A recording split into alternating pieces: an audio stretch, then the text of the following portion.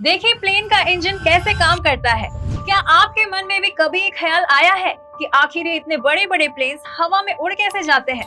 आखिर इन प्लेन्स का इंजन कैसा होता है और ये किस थ्योरी पर काम करता है जिसकी वजह से हम मीलों की दूरी को चंद घंटों में ही तय कर लेते हैं?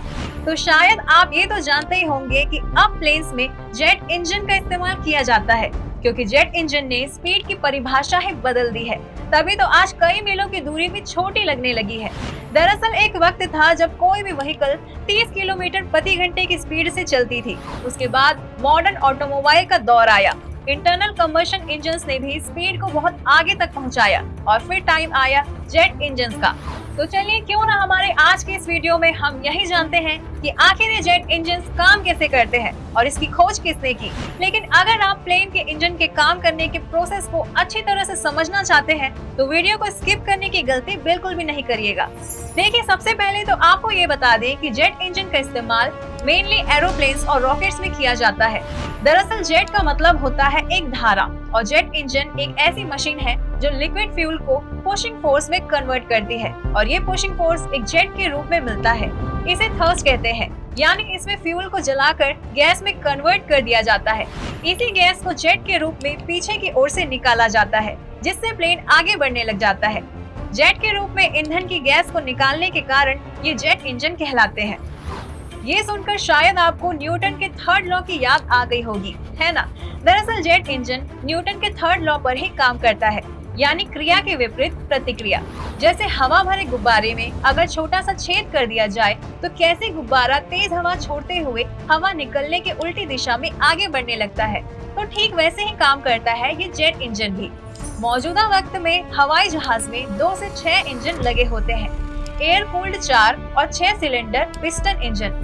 तो आपने ये तो समझ ही लिया कि जेट इंजन किस थ्योरी पर काम करता है। तो चलिए अब ये भी डिटेल में समझ लेते हैं कि आखिर प्लेन्स के इन इंजन्स के अंदर क्या क्या होता है और क्या है इसका पूरा प्रोसेस। लेकिन उससे पहले आपको ये बता दें कि जेट इंजन का आविष्कार ब्रिटेन के फ्रैंक व्हिटल और जर्मनी के हैंस वॉन डैन ने किया था। टर्बोजेट इंजन को फ्रैंक व्हिटल ने साल 1930 में पेटेंट किया था और हैंस वॉन डैन ने डिजाइन कर फर्स्ट ऑपरेशनल जेट इंजन को 1937 में चलाया। दरअसल जेट इंजन्स के अंदर कई घूमने वाले पार्ट्स होते हैं और अलग अलग घूमने वाले पार्ट्स की अलग अलग ऑप्टिमम रोटेटिंग स्पीड होती है। अगर लो प्रेशर कंप्रेसर की rotating speed high pressure compressor से काफी कम हो तो इंजन ज्यादा एफिशिएंटली काम करता है और फ्रंट फैन की ऑप्टिमम रोटेटिंग स्पीड उससे भी कम होती है। आप इमेज में देख सकते हैं कि जेट इंजन में सबसे आगे लगा हुआ पंखा टर्बो फैन का पहला हिस्सा होता है। देखिए टर्बो फैन आगे से बड़ी मात्रा में ठंडी हवा को खींचता है और पीछे की ओर फेंकता है। जो हवा पीछे की ओर फेंका जाता है उसे बाईपास एग्जॉस्ट कहते हैं।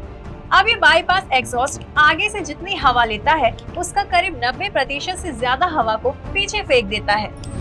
अब ये जो हवा पीछे की ओर गई उसकी वजह से प्लेन को आगे की ओर धक्का लगता है, यानी बाईपास एग्जॉस्ट की वजह से थ्रस्ट पैदा होती है जिससे प्लेन आगे की ओर बढ़ता है और प्लेन उड़ जाता है। बाकी की हवा जिसे बाईपास एग्जॉस्ट नहीं ले पाता वो बाकी हवा इंजन के सेंटर की तरफ चली जाती है। कोर में सबसे पहले एक एक्सियल फ्लो कंप्रेसर लगा होता है जो हवा को लगातार कम होते हुए एरिया में धकेल कर कंप्रेस कर देता है, जिसके कारण हवा का प्रेशर और टेम्परेचर बढ़ जाता है। जैसा कि आप तस्वीर में देख सकते हैं कि यहाँ आगे लगा हुआ पंखे का हर प्लेट थोड़ा छोटा होता चला जाता है, यानी कंप्रेसर में जैसे जैसे हवा आगे की तरफ बढ़ती है वो कंप्रेस होती चली जाती है। इसके बाद लो प्रेशर कंप्रेसर से होकर जब हवा दोबारा हाई प्रेशर कंप्रेसर में जाती है तो हवा का प्रेशर और टेम्परेचर और भी ज्यादा बढ़ जाता है। आपको बता दें कि यहाँ कई स्टेज होते हैं, यानी घूमने वाले प्लेट और फिक्स प्लेट। घूमने वाले प्लेट को रोटर प्लेट भी कहते हैं और फिक्स प्लेट को स्टेटर प्लेट कहा जाता है। रोटर प्लेट रोटर ड्रम पर लगे होते हैं और स्टेटर प्लेट आउटर केसिंग पर फिक्स्ड होते हैं। प्लेट्स को इस तरह से बनाया जाता है जिससे हवा हमेशा प्लेट एंगल को फॉलो करते हुए इंजन में अंदर आए। आप यहाँ ये तो समझ ही गए होंगे कि रोटर और स्टेटर प्लेट से होकर गुजरने की वजह से हवा की स्पीड कभी स्लो तो कभी तेज हो जाती है। साथ ही इसकी वजह से ही हवा का प्रेशर और वेलोसिटी भी कम और ज्यादा होते रहती है। लेकिन हवा जितनी बार धीमी होकर तेज होती है उसका प्रेशर और वेलोसिटी अगली बार उसके कंपैरिजन में उसे ज्यादा तेज होती चली जाती है। इसीलिए जब इस प्रोसेस में हर स्टेज में कुछ प्रेशर बढ़ जाता है तो तो इसके बाद ये कंप्रेस्ड हवा कंबशन चेम्बर में जाती है। कंबशन चेम्बर में हवा में फ्यूल स्प्रे करने के लिए कई नोजल दिए जाते हैं। पहले तो साइकिल के दौरान एयर फ्यूल के मिश्रण को स्पार्क प्लग के जरिए चलाया जाता है। एक बार शुरू हो जाने के बाद आग खुद से लगातार लगी रहती है। ये हाई प्रेशर और हाई टेम्परेचर जलती हुई गैस बड़ी तेजी के साथ टरबाइन ब्लेड्स से होकर गुजरती है, जिसके कारण प्लेट्स घूमते हैं और एग्जॉस्ट गैस से एनर्जी टरबाइन में ट्रांसफर होती है। आपको बता दें कि एग्जॉस्ट गैसेस बाहर निकलने से पहले नोजल से होकर गुजरती है, जहां एग्जॉस्ट गैसेस की बची हुई एनर्जी को नोजल के जरिए हाई स्पीड जेट में बदल दिया जाता है, जिसकी वजह से इंजन पर आगे की तरफ थ्रस्ट लगता है और प्लेन आगे बढ़ता है।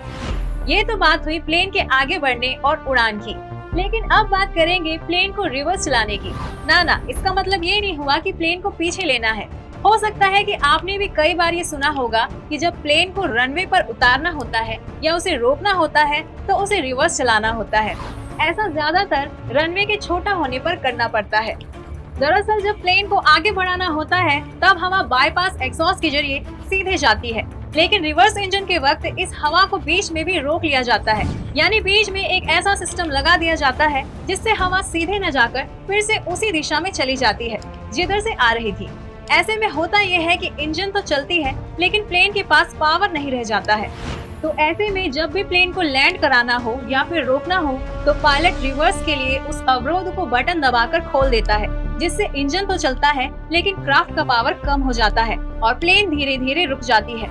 वैसे आपको बता दें कि आमतौर पर जेट इंजन 400 हॉर्स पावर यानी 300 किलोवाट पावर उत्पन्न करता है, जिसको बड़े विमानों में लगाया जाता है। बात अगर हवाई जहाज में इस्तेमाल किए जाने फ्यूल की करें तो ये एक प्रकार का केरोसिन ऑयल होता है। ना, इसे आप वो वाला केरोसिन मत समझ लेना, ये अलग तरह का ऑयल होता है। इसमें पूरी तरह से शुद्ध केरोसिन का इस्तेमाल किया जाता है। इसके अलावा इसमें antioxidants, anti fridge, high carbon वगैरह वगैरह का भी इस्तेमाल होता है। भारत में इंडियन ऑयल विमान सेवा प्रमुख ईंधन कंपनी है जो अंतर्राष्ट्रीय और घरेलू विमान कंपनियों को जेट ईंधन की सप्लाई करती है। दिल्ली से मुंबई तक की दूरी 1200 किलोमीटर है और अगर कोई प्लेन इस दूरी को 2 घंटे में तय करती है तो ये 1 मिनट में 10 किलोमीटर की दूरी तय करती है। एक आंकड़े के मुताबिक ये प्लेन कुल दूरी तय करने के लिए 5016 लीटर ईंधन का इस्तेमाल करेगी। इसका मतलब है कि ये प्लेन दिल्ली से मुंबई जाने के लिए प्रति किलोमीटर में 4.18 लीटर ईंधन खर्च करेगी और इस प्लेन में कुल ईंधन की क्षमता 32,940 लीटर होती है। जेट इंजन से जुड़ी ये जानकारी इंटरनेट के थ्रू ली गई है। ये वीडियो शैक्षिक उद्देश्य से बनाया गया है, इसलिए आप भी इसे ऐसे ही लें।